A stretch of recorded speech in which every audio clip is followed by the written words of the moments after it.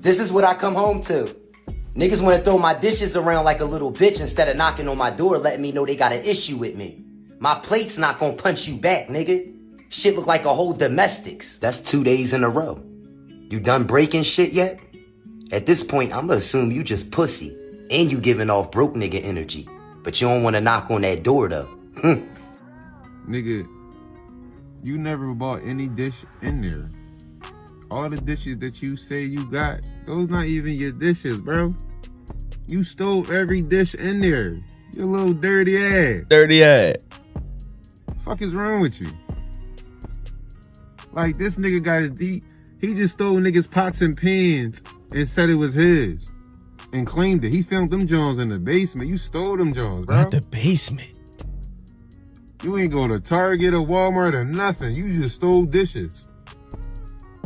Out the basement. Like, all your silverware is from the fucking Poppy store.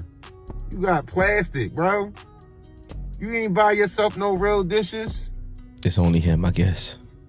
You use plastic forks and plastic spoons. I don't even know why you was bitching.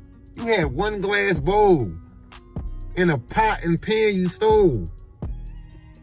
Oh. If you decide to take a piss with the toilet seat down, make sure you aiming right.